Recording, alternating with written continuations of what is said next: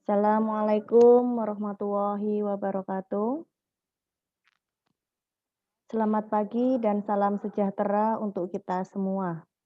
Yang terhormat Profesor Dr. Subiantoro M.Hum, yang terhormat Dr. Muhdoyin MSc, puji syukur kepada Tuhan Yang Maha Esa, pada hari ini kita diberi kesempatan bertatap muka kembali secara virtual dalam mata kuliah pengkajian penilaian dan evaluasi pembelajaran. Sebelumnya, perkenalkan, kami dari kelompok 5, saya Penny Kisworowati, dan rekan saya, Alivia Ziagonia, akan memaparkan materi analisis butir soal bahasa dan sastra. Materi ini merupakan materi dari modul evaluasi pembelajaran Bahasa Indonesia karya Dr. Supriyadi MPD. Serta kami mengambil sumber lain yang kami gunakan, yakni modul panduan analisis butir soal karya Mansur yang kami unduh dari SlideShare.net.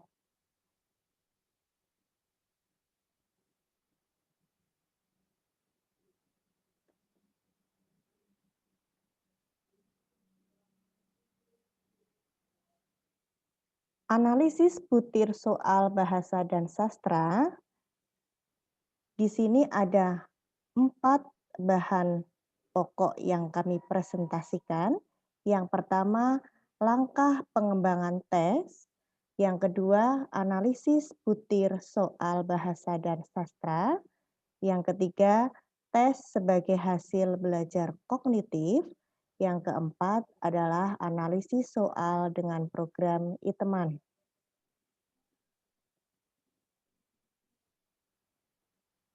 Tes merupakan salah satu alat ukur untuk mengetahui ketercapaian tujuan atau indikator pembelajaran. Peningkatan mutu pendidikan tidak terlepas dari penerapan penilaian yang didapat secara tepat untuk mengukur hasil akhir dari suatu proses pembelajaran. Untuk menilai hasil akhir dari suatu proses pembelajaran, diperlukan alat penilaian yang berkualitas. Salah satu alat penilaian yang sering digunakan adalah tes. Soal yang bermutu adalah soal yang dapat memberikan informasi setepat-tepatnya sesuai dengan tujuannya. Untuk menyusun soal yang baik, tentunya perlu menyusun perangkat soal yang baik pula. Langkah-langkah pengembangan hasil tes hasil yang pertama, menyusun spesifikasi tes. Spesifikasi tes mencakup menyusun tujuan, menyusun kisi-kisi, menentukan bentuk tes, menentukan panjang tes atau waktu tes. Yang kedua, menulis soal tes. Langkah yang ketiga, menelaah soal tes. Langkah yang keempat, melakukan uji coba tes. Langkah yang kelima, menganalisis butir soal. Langkah yang keenam, memperbaiki tes. Langkah yang ketujuh, merakit tes. Dan terakhir adalah melaksanakan tes. Menulis soal, sebelum menulis soal, penulis soal perlu menyiapkan spesifikasi tes agar soal yang disusun itu sesuai dengan pemetaan materi.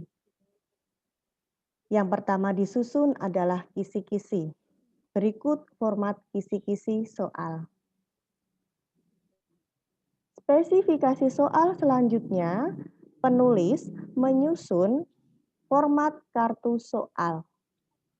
Kartu soal dibuat agar penulis dapat menentukan, menyamakan kompetensi dasar, materi, soal, dan indikator soal, serta sumber penulisan soal.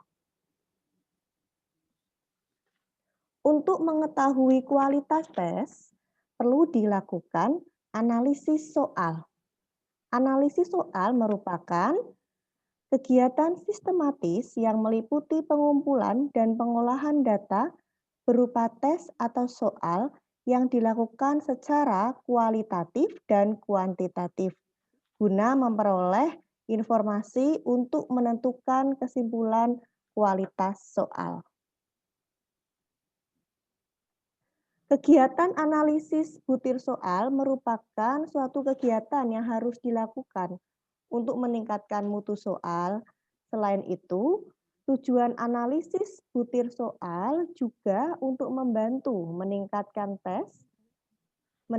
tes melalui revisi atau membuang soal yang tidak efektif, serta untuk mengetahui informasi diagnostik pada siswa. Apakah mereka sudah paham atau belum paham materi yang telah diajarkan? Pendekatan yang digunakan untuk mengetahui kualitas tes, yang pertama bisa menggunakan pendekatan kualitatif dan pendekatan kuantitatif. Pada prinsipnya, analisis butir soal secara kualitatif dilaksanakan berdasarkan kaidah penulisan soal. Biasanya digunakan sebelum soal digunakan atau sebelum soal diujikan. Analisis kualitatif bisa disebut juga dengan validitas logis, meliputi validitas isi dan validitas konstruksi. Validitas isi dikatakan memiliki validitas isi soal tersebut apabila mengukur tujuan khusus tertentu yang sejajar dengan materi atau isi pelajaran yang diberikan. Kemudian, validitas konstruksi soal itu dikatakan memiliki validitas konstruksi jika butir soal yang membangun tes tersebut mengukur setiap aspek berpikir seperti yang dirumuskan dalam indikator. Nah, pengujian soal melalui penelaahan soal mempunyai 3 sasaran. Yang pertama, kesesuaian isi soal dengan hal yang akan diuji. Yang kedua, kesesuaian soal dengan syarat-syarat psikometris. Yang ketiga, ketepatan dan kecermatan rumusan soal-soal. Tujuan penelaahan adalah untuk mengkaji dan menelaah setiap butir soal agar diperoleh soal yang bermutu sebelum soal itu digunakan. Berikut contoh kartu telaah soal untuk soal pilihan ganda dari segi materi. Dari segi materi, soal harus sesuai dengan indikator, tidak mengandung sarapek. Kemudian, soal menggunakan stimulus yang menarik. Soal menggunakan stimulus yang kontekstual. Soal mengukur level kognitif penalaran. Sebelum menentukan pilihan, peserta didik melakukan tahapan-tahapan tertentu. Kemudian pilihan jawaban homogen dan logis ditinjau dari segi materi. Setiap soal mempunyai satu jawaban yang benar atau yang paling benar. Selanjutnya, pedoman telaah butir soal pilihan ganda bagian konstruksi. Pokok soal harus dirumuskan secara singkat, jelas, dan tegas. Yang kedua, rumusan pokok soal dan pilihan jawaban merupakan pernyataan yang diperlukan saja. Yang ketiga, pokok soal tidak memberi petunjuk ke arah jawaban benar. Pokok soal tidak mengandung pernyataan yang bersifat negatif ganda. Panjang rumusan soal Panjang rumusan pilihan jawaban harus sama, relatif sama. Pilihan jawaban tidak mengandung pernyataan semua pilihan jawaban benar atau semua jawaban di atas benar, dan sejenisnya. Pilihan jawaban yang berbentuk angka atau waktu disusun berdasarkan urutan besar kecilnya nilai angka tersebut atau kronologisnya. Gambar, grafik tabel, diagram, dan sejenisnya yang terdapat pada soal jelas dan berfungsi. Butir soal tidak bergantung pada jawaban soal sebelumnya. Berikut kartu telaah butir soal pilihan ganda, bagian bahasa budaya. Setiap soal menggunakan bahasa yang sesuai dengan kaidah bahasa Indonesia. Untuk bahasa daerah dan bahasa asing sesuai dengan kaidahnya. Kemudian tidak menggunakan bahasa yang berlaku di setempat atau tabu. Setiap soal menggunakan bahasa yang komunikatif. Dan setiap pilihan jawaban jangan mengulang kata atau frasa yang bukan merupakan satu kesatuan pengertian, kecuali merupakan satu kesatuan pengertian. Nah, untuk kartu telaah butir soal pilihan ganda ini ada tandanya. Jika diterima maka diberi tanda centang, kemudian soal jika ada perbaikan maka diberi tanda perbaikan, tanda seru. Dan soal ditolak dengan diberi tanda silang. Khusus untuk mata pelajaran bahasa dapat menggunakan teks yang tidak kontekstual sesuai KD yang diujikan, fiksi, karangan, dan sejenisnya. Selanjutnya, kartu telaah butir soal uraian. Di sini ada beberapa indikator analisis sama garis besarnya dengan soal pilihan ganda. Yang berbeda pada poin keempat, kelima menggunakan level kognitif penalaran. Kemudian yang keenam, batasan pertanyaan dan jawaban yang diharapkan itu harus jelas. Kemudian yang ketujuh, isi materi sesuai dengan tujuan pengukuran. Misalnya soal matematika harus menanyakan kompetensi matematika, bukan kompetensi berbahasa atau yang lainnya. Kemudian yang kedelapan, isi materi yang ditanyakan harus sudah sesuai dengan jenjang jenis sekolah atau tingkatan kelas.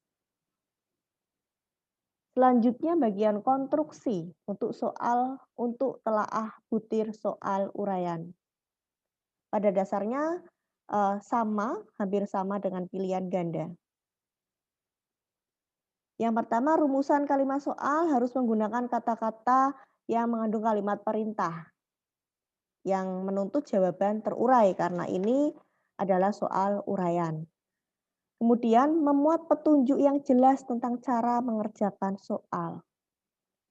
Yang ketiga, ada pedoman atau rubrik, pedoman penskoran atau rubrik sesuai dengan kriteria atau kalimat yang mengandung kata kunci dengan cara menguraikan komponen yang akan dinilai atau kriteria penskorannya. Besar skor bagi setiap komponen atau rentang skor yang dapat diperoleh untuk setiap kriteria dalam soal yang bersangkutan. Kemudian yang keempat, hal lain yang menyertai soal, tabel, gambar, dan sebagainya itu harus berfungsi sehingga tidak menjadi salah tafsir. Yang kelima, butir soal tidak bergantung pada jawaban soal yang lain. Berikut kartu telaah butir soal uraian bagian bahasa atau budaya. Pada dasarnya sama dengan soal pilihan ganda untuk yang bagian bahasa dan budaya. Nah, jika soal uraian ini diterima, maka diberi tanda centang. Jika diterima dengan perbaikan, maka diberi tanda seru. Maka kemudian kalau ditolak, maka diberi tanda silang. Berikut kartu telaah soal untuk tes perbuatan. Aspek yang ditelaah sama, Ada materi, konstruksi, dan rumusan. Budaya. Perbedaannya, tes perbuatan ini menggunakan kalimat perintah. Konstruksinya, materinya hampir sama. Kemudian konstruksinya menggunakan kata tanya atau perintah yang menuntut jawaban dan perbuatan praktik, karena tes praktik atau perbuatan. Kemudian harus ada pedoman penskorannya, ada petunjuk jelas tentang cara mengerjakan soal.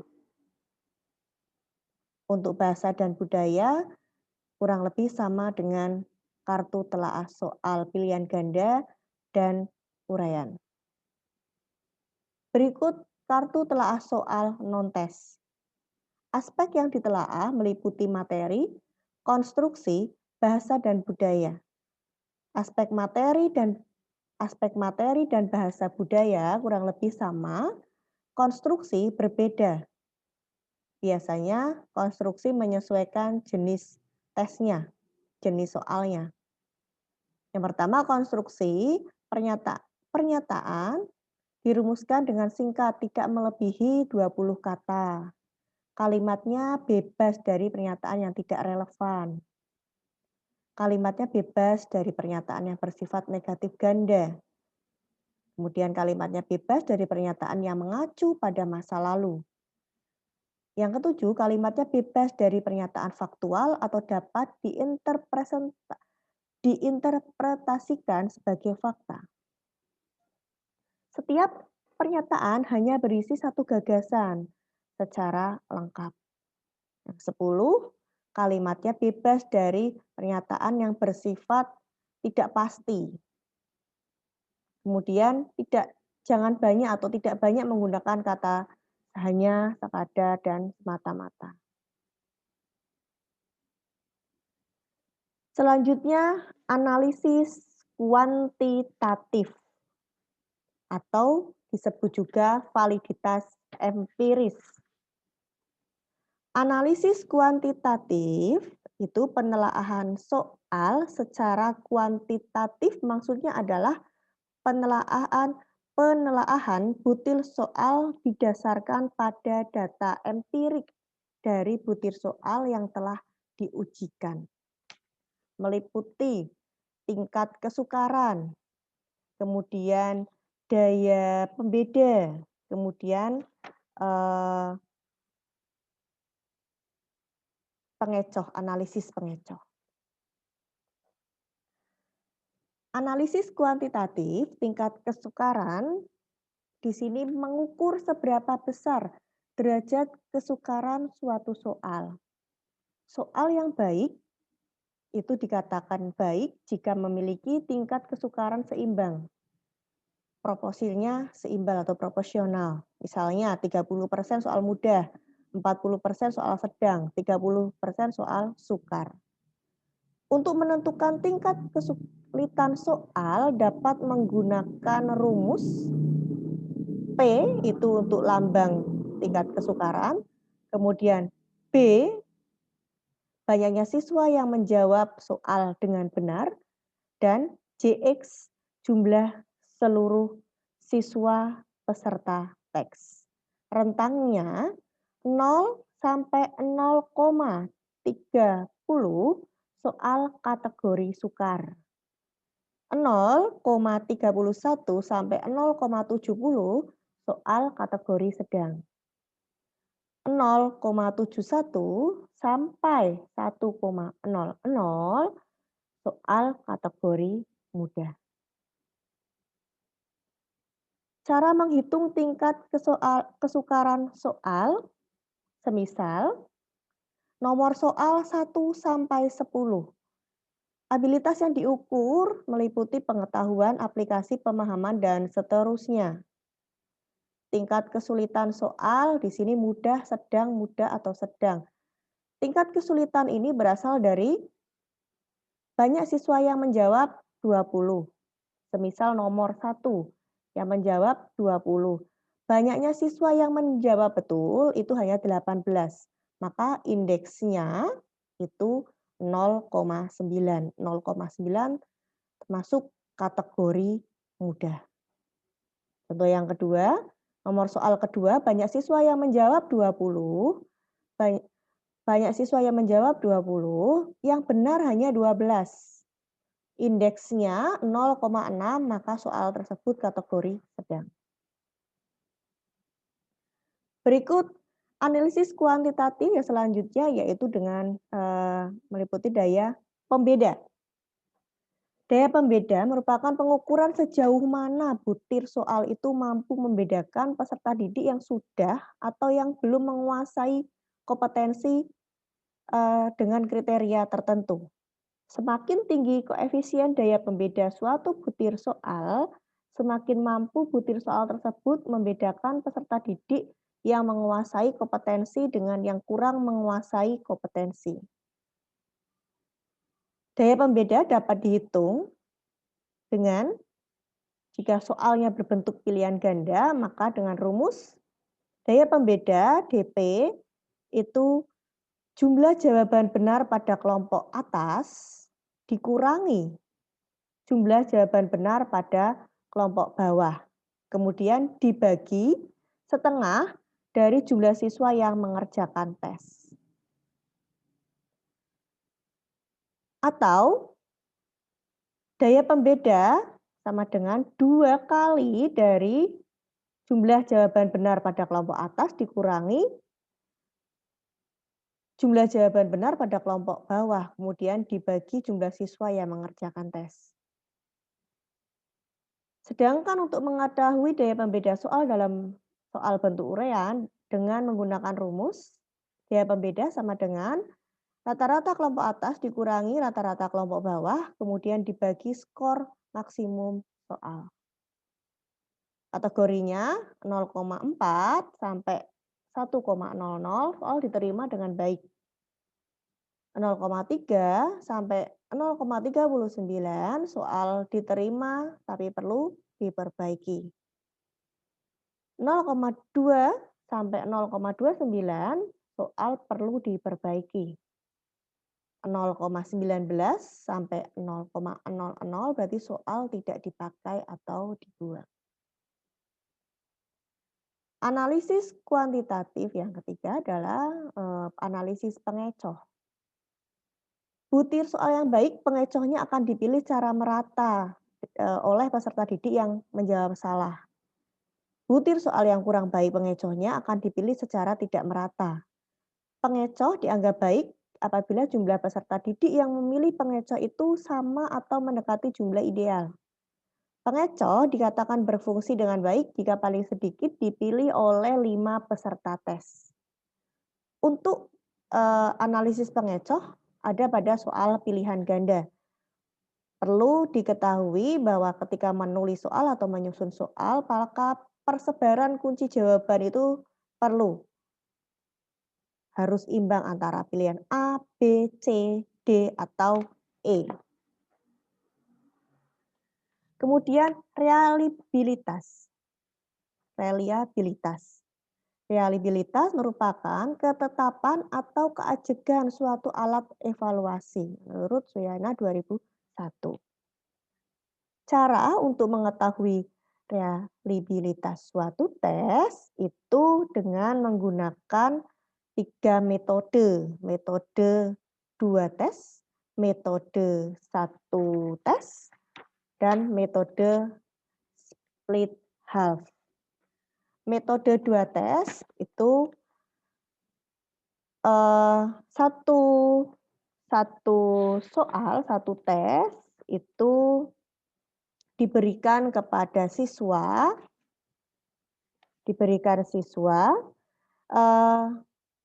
kemudian kedua hasilnya dicari korelasinya.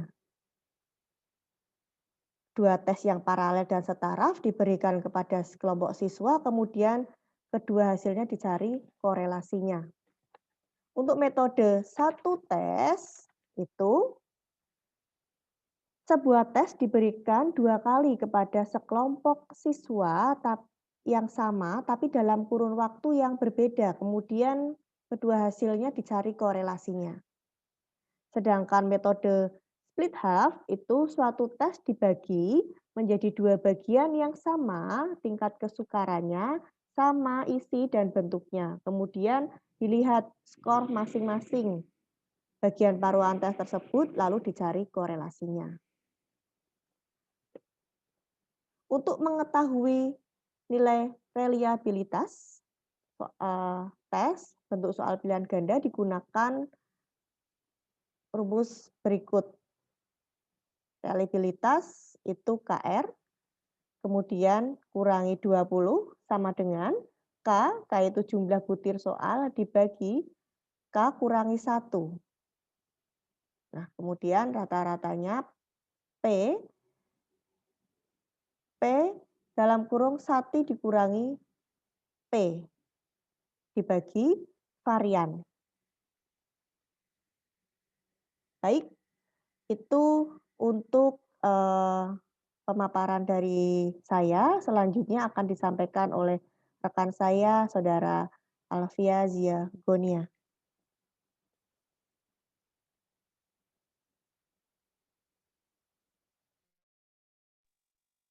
Baik, terima kasih saya ucapkan untuk Ibu Penny Kiswarowati.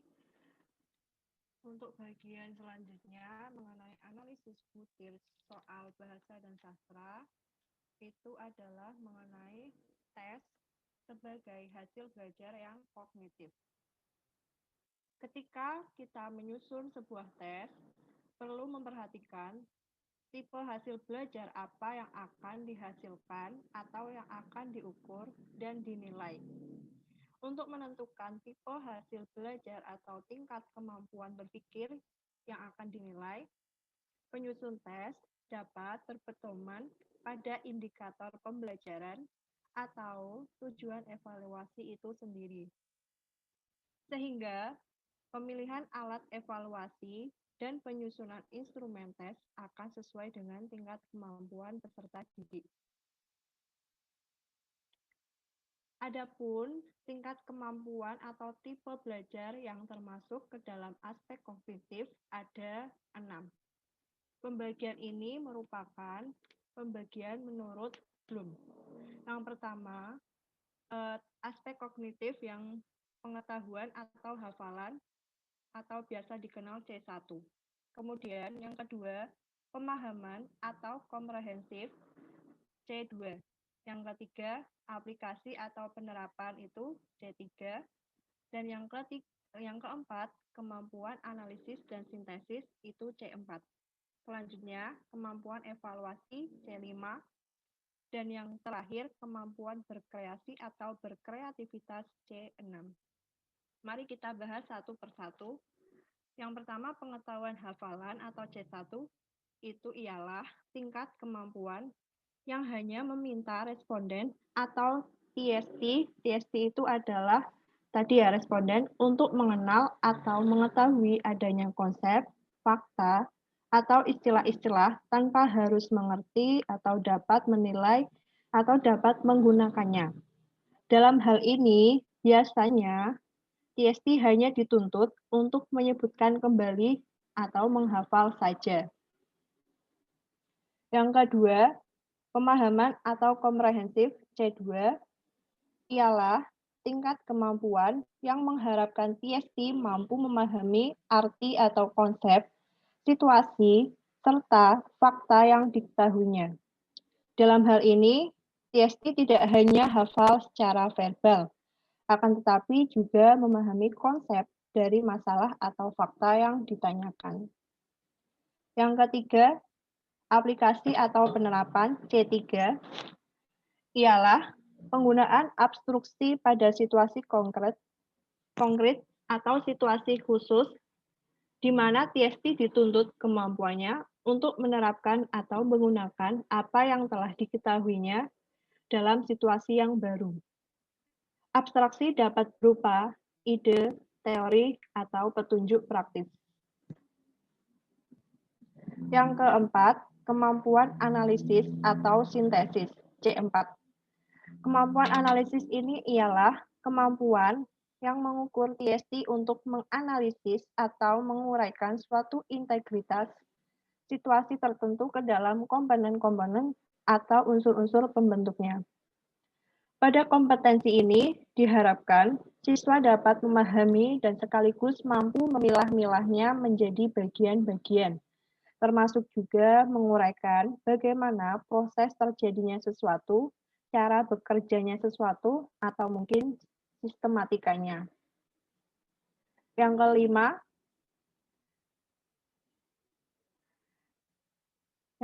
Bu. Nah, yang kelima, kemampuan evaluasi atau C5 ialah kemampuan TST untuk membuat suatu penilaian tentang suatu pernyataan, konsep, situasi, dan hasil analisis terhadap sesuatu. Dengan melihat segi tujuannya, gagasannya, cara bekerjanya, dan cara pemecahannya, metode serta materi. Dan yang terakhir, kemampuan berkreasi atau berkreativitas C6. Ialah tingkat kemampuan untuk merancang, membangun, merencanakan, memproduksi, menemukan, membaharui, menyempurnakan, memperkuat, dan mengubah sesuatu menjadi baru. Itu adalah tes sebagai hasil belajar kognitif. Seperti ini. Bisa dilihat proses kognitifnya ada kata kerja operasional. Pada yang pertama mengingat biasanya menggunakan kata kerja operasional mendeskripsikan, menjelaskan, kemudian menyebutkan, melafalkan, menuliskan kembali, dan menghafal.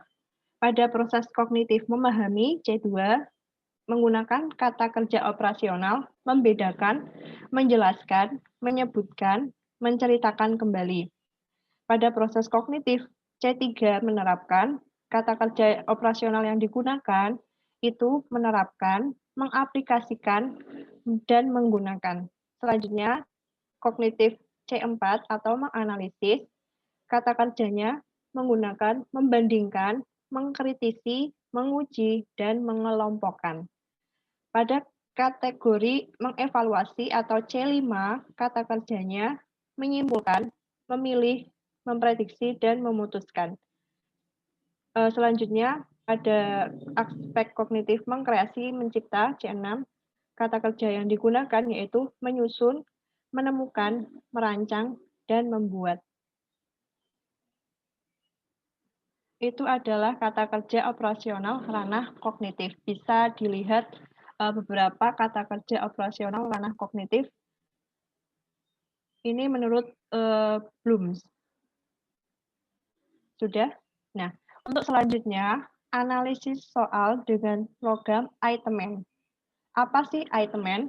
Itemen itu Items and Task Analysis, yang merupakan software analisis butir empirik dengan model pendekatan klasik yang berguna untuk menentukan kualitas butir soal atau sebuah tes. Fungsi dari program Itemen sendiri itu bisa menganalisis data file jawaban butir soal, kemudian men-score dan menganalisis data soal pilihan ganda untuk 30.000 siswa dan 250 butir soal. Dan yang ketiga fungsinya dapat menganalisis sebuah butir soal tes yang meliputi tingkat kesukaran, daya beda, dan statistik penyebaran jawaban. Selain itu, menghasilkan statistik butir soal atau tes, program ini juga menghasilkan statistik tes yang meliputi reliabilitas tes, kesalahan pengukuran atau standar error, dan distribusi skor. Nah, ini adalah baris-baris yang harus diketahui sebelum kita menggunakan program Itemen. Yang pertama itu ada baris pertama, adalah baris pengontrol yang mendeskripsikan data. Baris kedua adalah daftar kunci jawaban setiap butir soal. Baris ketiga adalah daftar jumlah option untuk setiap butir soal. Baris keempat adalah daftar butir soal yang akan dianalisis. Jika butir yang dianalisis itu diberi tanda Y, dan butir yang tidak dianalisis diberi tanda N. Baris kelima dan seterusnya adalah data siswa dan jawaban pilihan siswa. Itu adalah baris-baris dalam program Itemen. Selanjutnya, langkah analisis soal melalui program Itemen. Hal yang pertama dilakukan yakni kita harus mempunyai aplikasi itemnya sendiri. Aplikasinya itu ada beberapa ya, ini aplikasi itemnya 4.3. Jadi yang pertama kalian harus mempunyai aplikasi dan membukanya. Selanjutnya, bisa memasukkan data yang akan dianalisis. Nah, ini kita menggunakan data yang akan dianalisis itu soal pilihan ganda. Ini masih berbentuk Excel ya. Keterangan data respon siswa di samping itu yang warna kuning merupakan nama dari peserta tes atau siswa. Kemudian yang warna biru merupakan nomor butir soal. Dan yang tidak diberi warna merupakan jawaban dari siswa. Kemudian jika peserta tes tidak menjawab, ditulis dengan huruf apa 0 ya itu ya? Oh kayaknya E0. Dan yang ketiga, setelah kalian memasukkan data, kalian juga harus masukkannya ke dalam Notepad. Tadi kan berbentuk Excel, selanjutnya diubah menjadi Notepad. Akan dihasilkan seperti ini wujudnya. Data respon siswa berbentuk Notepad. Setelah data siswa, dimasukkan juga jawaban, kunci jawaban. Nah, ini masih berbentuk Excel. Di mana data kunci jawaban 1 itu 1 sampai 22 merupakan nomor urut siswa yang mengikuti tes. Kemudian B, D, A, E, baris selanjutnya itu kunci jawaban tes. Dan angka 5 ini pada kolom C merupakan jumlah opsi jawaban dalam soal. Dan yang kolom D, mesin, merupakan domain area. Dan yang kelima, bagian kolom E, itu huruf Y, merupakan tanda bahwa butir soal tersebut dianalisis. Kolom selanjutnya F, huruf M ini merupakan tipe soal multiple choice atau pilihan ganda. Nah, ini kan dalam Excel, lalu diubah menjadi Notepad terlebih dahulu di format Notepad. Seperti ini tampilannya. Nah, selanjutnya, untuk langkah-langkah selanjutnya setelah kalian merubah respon jawaban dan kunci jawaban, disimpan dengan format TXT. Nah, seperti ini, kunci jawaban dan respon siswa. Tadi dari Notepad ya, formatnya teks dokumen seperti ini. Selanjutnya, dalam menggunakan program Itemman, memasukkan data respon dan kunci jawaban tadi ke aplikasi Itemman. Nah, ini aplikasinya, dibuka. Kemudian untuk data metrik file pada bagian ini, data metrik file itu diisi dengan data respon siswa yang formatnya tadi txt.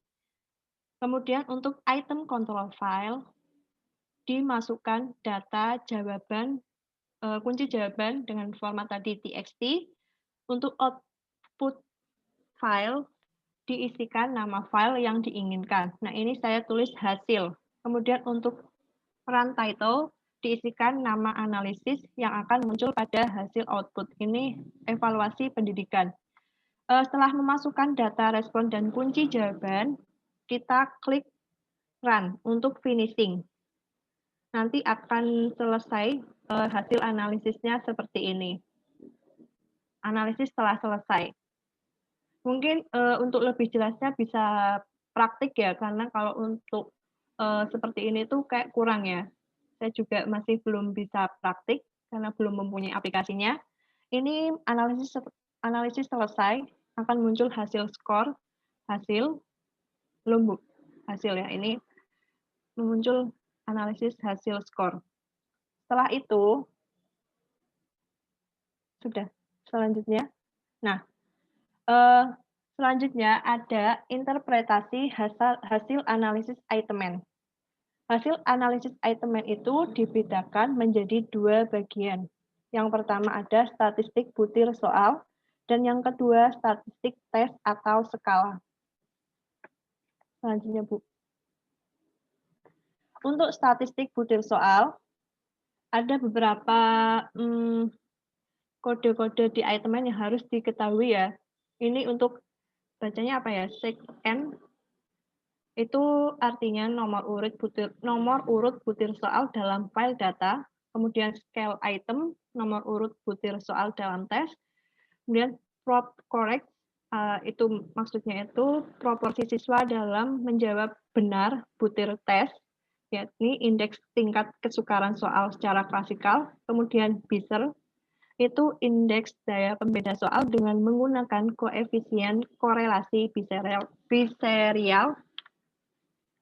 Pada BISER ini, untuk nilai ekstrim yang maaf tadi prop correct, untuk nilai ekstrim mendekati 0 atau 1 itu menunjukkan bahwa soal tersebut itu terlalu sukar atau terlalu mudah untuk peserta tes. Indeks ini disebut juga indeks tingkat kesukaran soal secara klasikal ini ya. Dan yang keempat itu BISER, indeks daya pembeda soal dengan menggunakan koefisien korelasi biserial. Pada BISER ini, nilai positif itu artinya peserta tes yang menjawab benar butir soal mempunyai skor relatif tinggi dalam tes tersebut. Sebaliknya, nilai negatif menunjukkan bahwa peserta tes yang menjawab benar butir soal tersebut memperoleh skor tes yang relatif rendah dalam tes. Untuk statistik pilihan jawaban korelasi biserial negatif sangat tidak dikehendaki untuk jawaban alternatif dan sangat dikehendaki untuk pilihan jawaban yang lain atau pengecoh. Yang kelima, poin biserial, indeks daya pembeda soal dan pilihan jawaban alternatif dengan menggunakan koefisien poin biserial. Pada poin biserial ini, penafsirannya sama dengan statistik biserial. Perbedaannya bahwa statistik di sini bahwa statistik pilihan jawaban itu dihitung secara terpisah. Selanjutnya, statistik tes. Ini ada kode-kode yang harus diketahui ketika hasil analisis tes tadi dan kunci jawaban melalui program Itemen ya, statistik tes. Yang pertama, end of item, itu maksudnya jumlah butir soal dalam tes yang dianalisis. Kemudian end of examination, itu jumlah peserta tes. Dan yang ketiga itu mean, maksudnya skor rata-rata peserta tes. Yang keempat, variance, yakni varian dari distribusi skor peserta tes yang memberikan gambaran tentang sebaran skor peserta tes.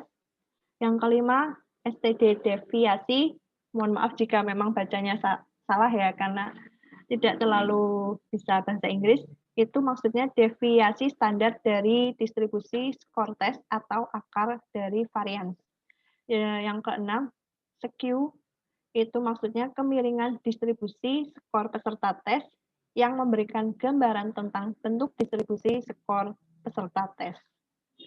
Selanjutnya, kurtosis. Kurtosis ini puncak distribusi skor yang menggambarkan kelandaian distribusi skor dibanding dengan distribusi normal. Selanjutnya, minimum itu skor terendah peserta tes, maksimum itu skor tertinggi peserta tes, median skor tengah di mana 50% berada pada atau lebih rendah dari skor tersebut. Selanjutnya, alpha, koefisien reliabilitas alpha untuk tes atau skala tersebut yang merupakan indeks homogenitas tes atau skala. Dan yang terakhir itu, belum terakhir, ini SEM, kesalahan pengukuran standar untuk setiap tes yang merupakan estimasi deviasi standar kesalahan pengukuran dalam skor tes. Selanjutnya, mean P, ini rata tingkat kesukaran semua butir soal dalam tes secara klasikal yang dihitung dengan cara mencari rata-rata proporsi peserta tes yang menjawab benar untuk semua butir soal dalam tes. Sedangkan mean item hot, itu nilai rata-rata indeks daya pembeda dari semua soal dalam tes yang diperoleh dengan menghitung nilai rata-rata poin biserial dari semua soal dalam tes. Dan yang terakhir, mean biserial, nilai rata-rata indeks daya pembeda yang diperoleh dengan menghitung nilai rata-rata korelasi biserial dari semua butir soal. Itu adalah interpretasi hasil analisis program itemate ada 2 ya, statistik tes dan statistik soal.